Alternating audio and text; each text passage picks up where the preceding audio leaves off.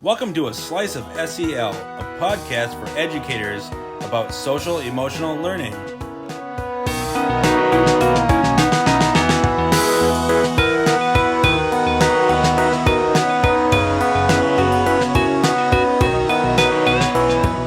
Welcome to A Slice of SEL. We're the SEL services team at the St. Croix River Education District. I'm Nick.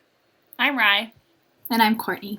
Welcome to 2021, A Slice of SEL. This is our first podcast of the new year.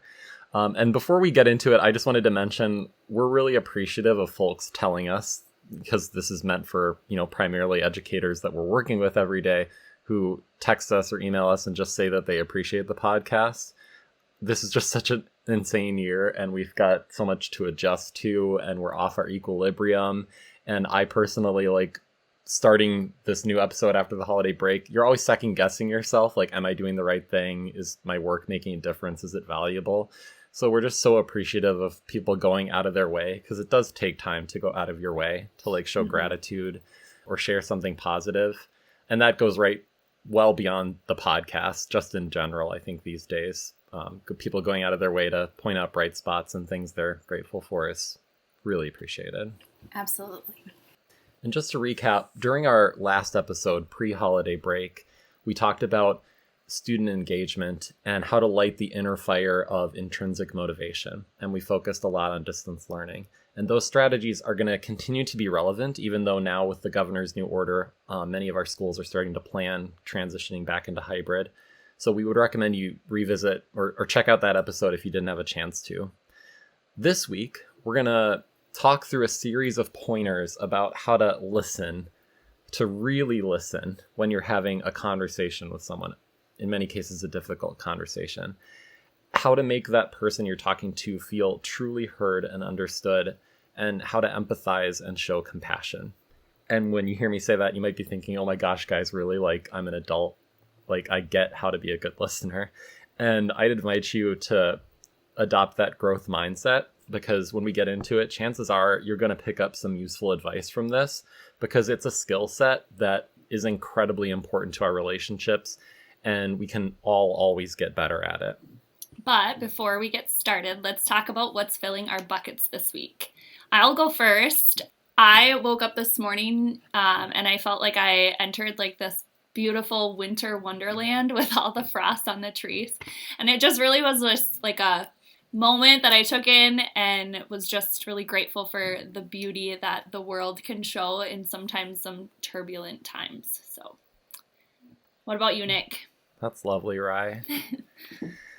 Yeah, gotta appreciate the snow, because Minnesota winters are so hard when it's so cold, but we don't get the snow and it's just gray. I wasn't gonna bring up the weather, Nick, but I feel like the frost, I kind of disguised the weather with the frost, but you did that. What's filling my bucket is a self-care club that the three of us started to facilitate. We just started this week, and we had more people show up than we were expecting. It's kind of a thing across our 6 districts where we invited people to kind of let go of what's going on in their buildings and just come together and only focus on their self-care. And there were so many smiles and so much participation, and it was really great and a nice surprise. I can go next. So I am getting my bucket filled this week by working with the fantastic team at Pathway to Change. There was some meetings that were held, and we were able to problem solve and come up with some solutions to help some kiddos. So it felt really good to be back in the groove of things and working with a really awesome collaborative team. That's great, Courtney. And I know you were under the weather and missed our episode before break, and I just wanted to take a moment to say we're very happy to have you back. Oh, yeah, we missed you. I am so glad to be back. It's so nice to be working again and just be normal. So thanks. Of course. Well, we're going to shift to our main topic, and you might be thinking, well, why are we chatting about listening and compassion this week? And if you listen to this episode in the future, you'll know the insurrection at the U.S. Capitol happened last week, and I was honestly up until midnight the night before we're recording this, trying to settle on what to do for this podcast episode, because over the last 48 hours, I've been reading through and sharing resources with principals by email and others, and there's so much rapidly changing, And every time I would come across something that seems like, hey, this is probably pertinent, this is something that we should cover in the podcast, it would be like, well, there's an article or another podcast episode someone released already where they articulate it so much better than I felt like I could.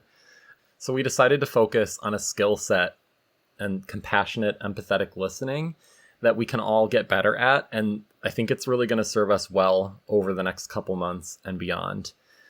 We're going to continue having difficult conversations over the next couple months and beyond. And these things we're going to talk about in this episode, these foundational empathetic listening skills that help us show compassion and find common ground and treat each other gently. I feel like that's just an important thing for us to focus on that's going to be important past the current week that we're in. So let's dive in. The thing we're going to talk about is the list of things that we do when we're listening that make it empathetic listening. So you might have heard it called active listening or reflective listening. And I know in my experience, and I'm sure everybody else's, we've had times where we didn't feel heard or possibly felt like the other person just isn't really interested in what we're saying. Or maybe they think they get what we're saying, but they're totally missing the point and just not bothering to check in with us to make sure it's clear. It might seem like they're just waiting for their turn to speak. So like they've already got their next statement right in their brain before you've even finished talking. When I'm empathetically listening, there are things I'm doing to try to avoid all of that. So I make sure I really do understand what the person is saying, and I show to them, I show that to them, and they get it, and that builds trust between the two of us. And the kind of compassionate conversations we're talking about, they really do allow us to accomplish more, because when we're doing the things that Courtney was talking about, it's a safer conversation and the temperature lowers, the tension lowers, and it's easier for the people talking to really open up and be honest and vulnerable with each other and release their emotions without getting into a fight with each other. And this is the kind of conversation we need to be able to have regularly with the people in our lives if we're going to solve problems and resolve disagreements. Yeah, and it's important to note just that like some people are just better listeners than others, just like some people are naturally better athletes or dancers or public speakers. But the point is that we can all benefit from deconstructing our listening behaviors and improving our technique. Right, I was thinking about this, like Tom Brady naturally is really good at throwing a football, but it doesn't mean like he hasn't invested thousands of hours and a ton of thought breaking down his technique and trying to refine it. So even those of us who are naturally really good listeners can still kind of break it down and get better at it. So we are going to start talking about nonverbals and paraverbals. And Nick, I know you are so eager to explain what paraverbals mean. Right, trying to make my undergrad communications minor work for me. Nonverbals are things like body language and posture and facial expressions, gestures. Paraverbals are like our tone of voice and our pitch and our rate of speech, right? Right. And I'm sure we've all heard it's estimated that somewhere between 70 to 90% of communication is our nonverbals and our paraverbals versus the words that we're using. So let's start with eye contact. Maintaining good eye contact is super important to show someone that you care about them and are like super involved and interested in what they're saying. I mean, I know I always struggle with, especially in Zooms, like how much eye contact do I make? Like, am I actually making eye contact because I'm looking at your picture, not my camera? So that's just something that I've been thinking about, especially in this virtual world. But there should be natural breaks in eye contact. It should be more of an ebb and flow situation as you collect your thoughts and listen and process what the person is saying. Right, so there's like an extreme on one end, like staring at my phone for most of the conversation. And then there's the other end, which is like creepily staring someone and not blinking during the whole conversation. And we want to be somewhere in that like happy middle where we're ebbing and flowing, right? And it's also important to remember we have to be conscious of differences in how eye contact works across cultures.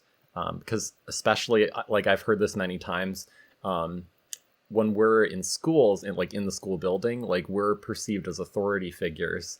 And in some cultures, eye contact works differently with authority figures. So it's discouraged. It's like looking down and not making as much eye contact. And if we're expecting that and correcting that and say like, hey, look at me, like that can be really disrespectful and not culturally responsive to our students. But just in general, we have to be mindful wherever we are, personal lives, professional lives, of those cultural nuances. Next, let's talk about body position. And man, this is going to be a tough thing to talk about during a podcast, which is an audio medium. Normally when we talk about this, I can like demo, but I mean, we want to like be facing toward the person, right? And have kind of a mix, like a balance of a relaxed and an attentive body posture. Relaxed, but attentive. So like slightly leaning in with our upper body toward a person. So I don't want to be like nonchalantly hanging back like Jeff Bridges in The Big Lebowski. And I also don't want to be like super leaned in, like super close to someone, like staring them down, right? You want like a happy medium between. We know what that feels like when someone is like, you can tell they're like orienting toward us.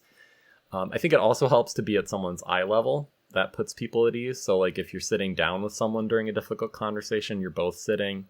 If someone just wants to stand, you stand with them. That can just help. These are all just little things that help.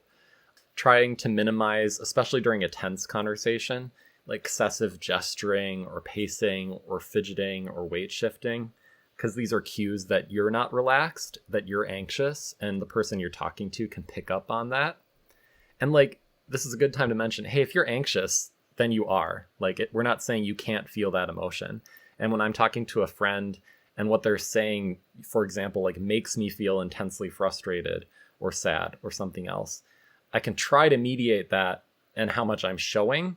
But I think a good rule of thumb and a thing to remember is that people are generally bothered by incongruities. And that's some fancy vocabulary, the incongruities.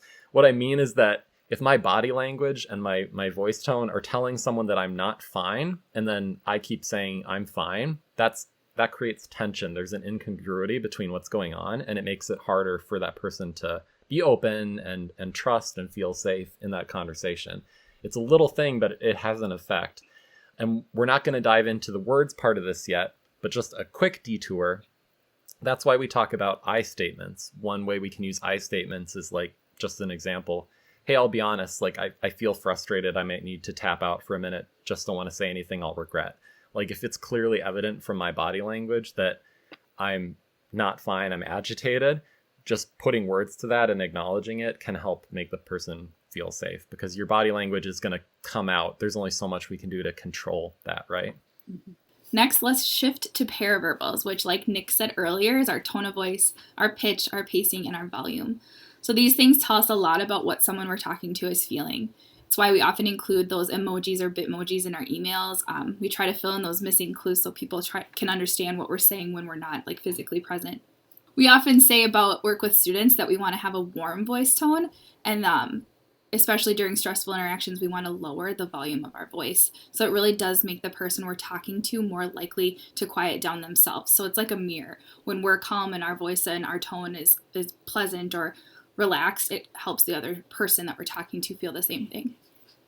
Yeah, it's really an interactive relationship, like an arms race. Sometimes when like I'm raising my voice, the person I'm talking to raises their voice, and it just keeps going and going. And this obviously, even though we just talked about students, also applies to conversations with adults. And just as an example, I've been in plenty of stressful IEP team meetings over the years where that voice tone and that, hey, like mentally, like, hey, I noticed I'm raising my voice, I got to bring her back down, really makes a big difference between having a civil, productive conversation and one that gets out of hand. And you can say the same thing about any conversation, like between your friends, between your coworkers, between you and your romantic partner. We have stressful conversations. We have conversations where we don't agree. We're not on the same page. And this is a big part of keeping it under control so that it's compassionate and cooperative. So with that, let's shift to verbals. So those are the words that we're using. We'll start with questions. Imagine you're sitting there with a friend or coworker or a student, and you're talking about politics, race, or another emotionally charged subject. You know, you're nodding or giving some other nonverbal communication that you're listening, and then the person finishes speaking. One way that we can respond is by asking questions. So questions really move a conversation forward, but they can also shut the flow of information down, especially if someone feels interrogated. They'll especially want to shut down.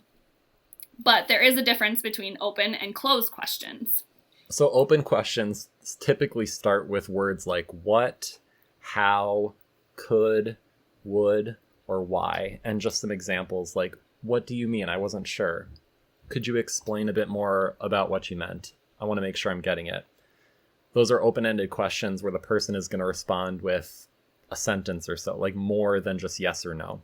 And yeah, closed questions typically get a yes or no type of answer or a very specific piece of information. Like if I asked you who played the Super Bowl halftime show last year, that's like a closed question still because it's a very specific piece of information.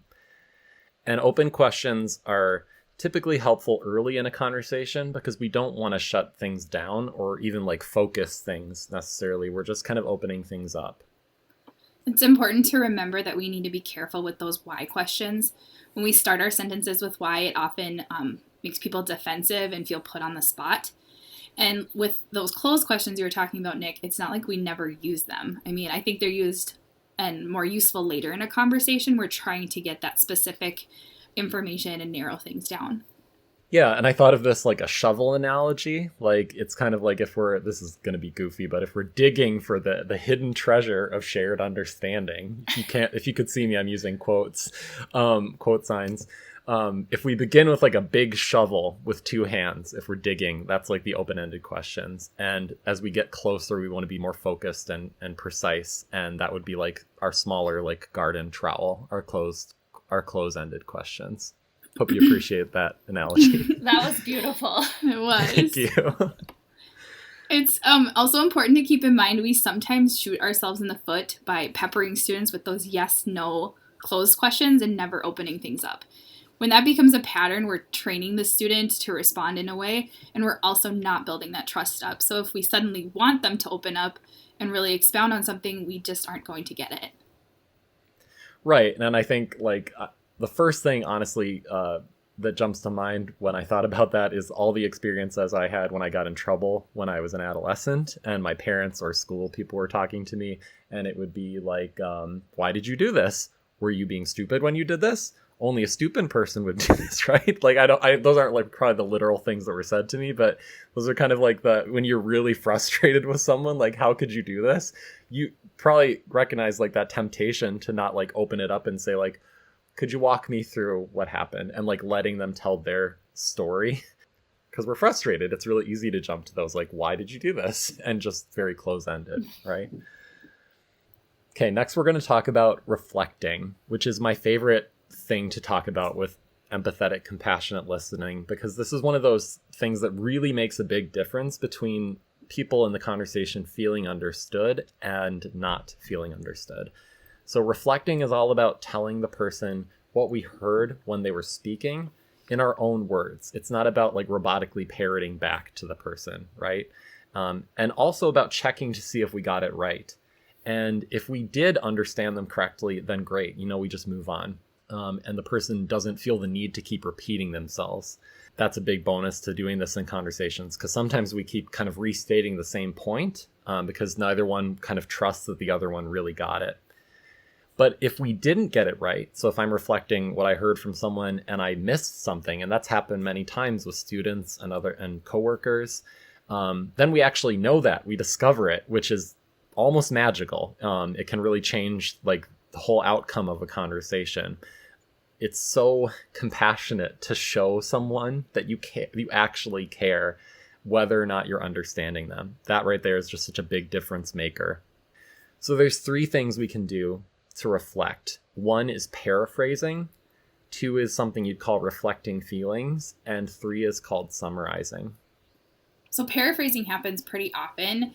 It's taking those turns in conversation, and after 1 to 3 turns, we take a beat and reflect back. So like, what I'm hearing you say is this, or is that right or no? Or I think I understand you're saying this. Did I get that right, or am I missing something? And I love those examples you used, Courtney, because of that or no, or like, am I missing something? That can make a big difference. Because if I just say, did I get it without that or not, or am I misunderstanding something? It's kind of like closing the door. Some people will just say, and just want to nod along, because it can be intimidating and a barrier to call someone out and be the person who says, no, you missed it, right? So if we say, did I get that right or no? Or did I get it or did I misunderstand something? Like, you're giving them an in, you're opening that door so that it's a lot easier for that person to volunteer. Like, no, you kind of missed it or you misunderstood me. Next, number 2 is something we call reflecting feelings. And this is similar to what we were just talking about, but it's more about seeing what the person is feeling, the emotions behind their words that we could paraphrase. So the emotions behind the words, and acknowledging that. So this could sound like, it sounds like you feel frustrated. It sounds like you feel anxious, disappointed. And then you could say like, because of, and you could connect it to something like, hey, because of something you saw in the news. That's very topical. And then again, ending with like that out, like, did I get that right or no? So you're volunteering, like, this is kind of what I see is going on with you emotionally for this reason. And did I get that right or no? Notice that I called out a few emotions there in my example, like angry, but also sad, nervous, and disappointed. And that's nice because with a couple different options, they're more likely to hear one of those and say like, yeah, it's kind of like a scatter approach. You give them options. And then just a little tip. It's more impactful to say you feel versus you felt. Like the tense can actually make a difference. So I'm saying like, it seems like you feel in the present tense can be more impactful than past tense. And the third way we can reflect is summaries. So these are similar to that paraphrasing we talked about earlier, but it's just bigger than that. It's kind of like through these episodes, you might hear us paraphrasing each other or reflecting with each other. But at the end, Nick does our takeaways and he kind of summarizes everything that we said. The summaries let us bring together the themes and issues that we heard. They're also helpful for ending the conversation and giving it some closure. But they can also help get direction for a conversation. If someone tosses a bunch of topics at you and rambles, you can summarize a couple of different issues they brought up and offer a choice about which one or what to focus on. Right. And the first thing I think of when we're talking about this, Courtney, is a lot of times when students have talked to me and they kind of unload a ton of stuff. It's like the dam broke and all these rambling kind of ideas and concerns come flooding out. And I just let it happen. But then at the end, you kind of have to help them reconstruct it and say, like, I heard this part and I heard this part over here and this part over here, and help structure it and then kind of focus in. And that has not only happened to students, right? Like we all know kind of going to your friend down the hall in school and venting, and you might do the same thing, kind of like unload, and you're not like articulating the way you would want to. You haven't really constructed your thoughts. It's just kind of venting. And then that person can help by summarizing and talking about themes that they heard. That's a really helpful listening experience to have. And finally, we wanted to talk about confrontation and problem solving. Arguments and lectures and conversations are tactics that have a poor track record. I guess I'll put it that way. Especially with adolescents. I've noticed in my career, I kind of thought when I first started in education, like I was, early out of college, like younger, like not too age separated from the students I was working with. And I'm like, well, they'll kind of through pure charisma and just like our age relationship, like I'll be really influential. Like they'll be like, yeah, it makes total sense what you're saying. You're so cool, millennial, Nick. But it like doesn't work that way, especially when I started working with a set of students in special education that were, highly oppositional and didn't have like the best relationships with men in their lives. Like that just pure like influence stuff just didn't work. And I really started to confront and be honest with myself that like I'm lecturing right now. I'm trying to be like this wise elder giving advice, and I'm not having a very good track record with this. And I've really found personally that like coming alongside and trying to help someone independently recognize issues, think through their options, make their own choices, like guiding them along, coming alongside is just a better way to approach it, even though it's not the way that I naturally want to. I want to come in and just like lecture and send a message. And I think that doesn't just apply to students, right? I think it applies to all kinds of relationships we have with fellow adults. And when we're talking about confronting someone in this way, we're not, just to be clear, not talking about like, you monster, how dare you, not that kind of confrontation. I think it's an attitude of curiosity. I love when people put it that way, like staying curious about the person. You don't agree, but you're staying curious about them. You're not shutting down and having that fixed mindset of like, this person can't change, and not shutting down like, I'm not curious about why they think the way that they do, why they feel the way that they do. I'm staying curious. And I'm also looking for mixed messages. So maybe the person is expressing values like, hey, I really care about this, and their behavior to me doesn't appear to align with those values that they're talking about. And I also want to look for common ground with that person. And it's sometimes like it feels like it's not at all there. Like there's no common ground. There always is. For example, I could say like, hey, you really care about treating people with respect. And so do I. And when I heard about this thing, I struggled with it because it didn't strike me as very respectful. Would you be willing to like talk me through how you thought about it? I also like the idea of presenting someone with a dilemma. And this is one I love with students, like, hey, I think I get it. You're very angry when students say X, Y, and Z about the election because of X, Y, and Z. And man, that's a very valid way to feel. Here's the thing, though, and this is presenting the dilemma. Here's the thing, though, we're all going to go through this together, and we need to be able to have conversations about it in class and treat each other with respect, even when we disagree.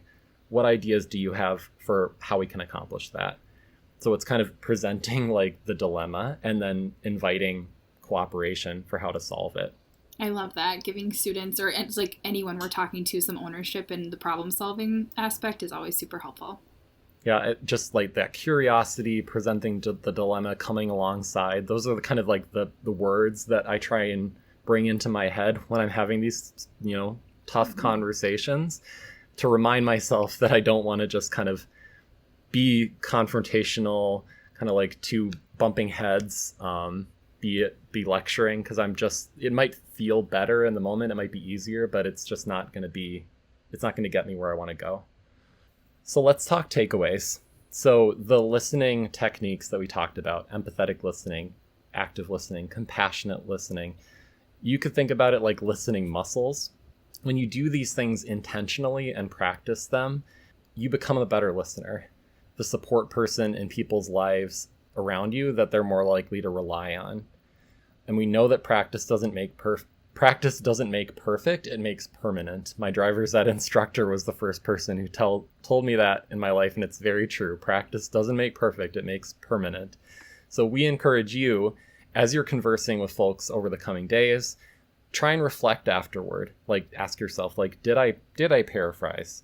Did I reflect feelings or summarize? Like, did I dominate the conversation? Did I shut the person down? Or did I help that person feel heard and understood? And remember, none of us are perfect. We're all doing our best. And it's about the next right steps, small, good steps. And I'll just, before we wrap things up, mention that the first time I heard about these listening techniques was in college. And we had a class where we practiced having conversations, which felt really awkward. And we would then reflect immediately afterward, what choices did you make? And that kind of incredible intentionality is something I'd never done before. And then when I got to grad school, I think I've mentioned this on the podcast, we did kind of the same deal. And I had just moved across the country. And I knew I was walking into these practice conversations where the person on the other end was really being intentional about trying to do these listening techniques and think about how they were making choices that would shut me down or support me. And it makes a huge difference. I mean, I just wanted to hammer that point home, and I am lecturing a little bit right now. But I think what we said about naturally some people are better at this, but we can all be better about it. And they really are like muscles that we have to practice using. You're such a wise elder, Nick. Just a sage of wisdom. We just wanted to thank you for spending time with us. We hope you found some of these tips and techniques useful. Make sure to subscribe, and if you're on YouTube, click the bell so that you're notified when new episodes are released each week. And then we'll see you when you come back for another slice of SEL. Thanks, guys. Bye. Bye.